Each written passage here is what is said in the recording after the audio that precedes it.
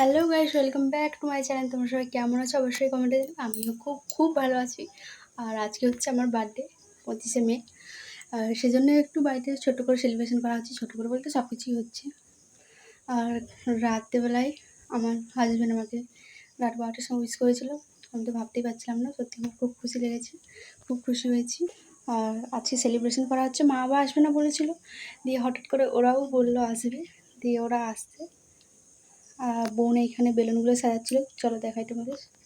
মায়ের পায়েস রান্না কমপ্লিট হয়ে গেছে, রান্না চলছে, চলো তোমাদের সাথে দেখাই। সন্ধ্যা হচ্ছিলাম আর এই জায়গায় চলে এলো। আজকেও এইবারে আসবে না করে ফাইনালি। আর ওই যে মা জামাটা পার করছিল ওটা আমার জন্য নিয়ে এসছে, আর এটা নিয়ে আসতে বলেছিলাম, আমাদেরগুলো নষ্ট হয়ে গেছে। আর এই শাড়িটা সাইজ সাইজে সেট করে মালাটা এটা বোন দিয়েছে। এইখানে রাতে মেনুতে হচ্ছিলো বেগুনি, মা করছিল, আলু ভাজাটা আমি করছিলাম, তারপর মা বা ওরাই সবাই মিলে রান্না করছিল, আমি আর করছিলাম না। তারপর বোনদের জন্য মুড়ি নিয়ে যাচ্ছিলাম আমি ছাদে। ভালো লাগছে। এই যে এরা দুজন সাজালো অনেক কষ্ট করে গরমে। নীলটা দুদিন ধরে মামা বাড়ি চলে গেছিলো। মামা বাড়ি যেহেতু সামনেই, সেজন্য ওকে ডাকা হয়েছিল, ওর মামাকে আর ওর মাকে। ওর মায়ের শরীরটা অসুস্থ, সেজন্য এলো না। নীল না থাকলে বাড়িটা ভালো লাগে না আমাদের। তো আসতেই কত সুন্দর জেম্মার বার্থডে করছিলো। আমি এখন রেডি হবো আর বোনের দেওয়া শাড়িটাই পরবো। আমি রেডি হয়ে চলে এলাম। আর নীলকে দেখো, ও এখানে পিপির ফোন নিয়ে আমার ফটো তুলছিল কিনা জানি না, ফোনটা ধরেছিল। এই শাড়িটা পরে আমার কেমন লাগছে অবশ্যই কমেন্টে জানিও। আর এখন মা আমাকে মালাটা পরিয়ে দিচ্ছিল। নীল এখানে দুষ্টুমি করছিল, তাই আমি বলছিলাম যে নীলকে নিয়ে যেতে। পায়েসটা মা মানে এখানের মা বানিয়ে নিয়েছিল বিকেলে, মা আবার একটা ঠিক ছিল না। তারপরে একটা কেক নিয়ে এসেছিলো আর একটা মা বানিয়ে।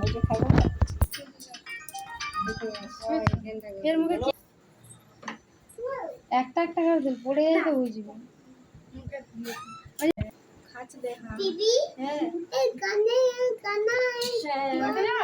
जेम्मा पायस खाना है।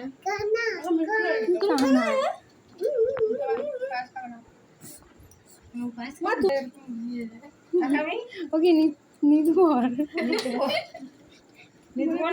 ना और लॉन्ग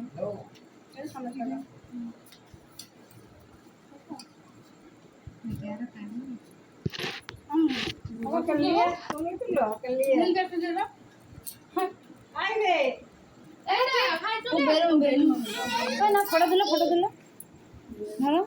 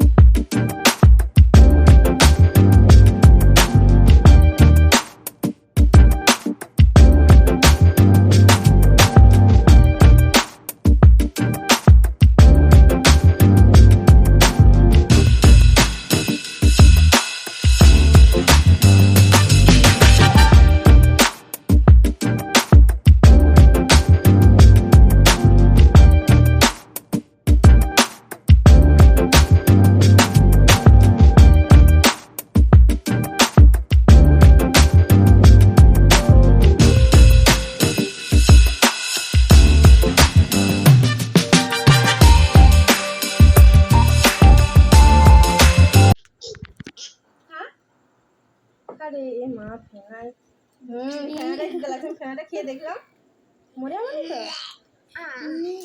ও বলি মরে যাবেন দেখ। কাটা শেষ, এরপর খাওয়া দাওয়া হবে।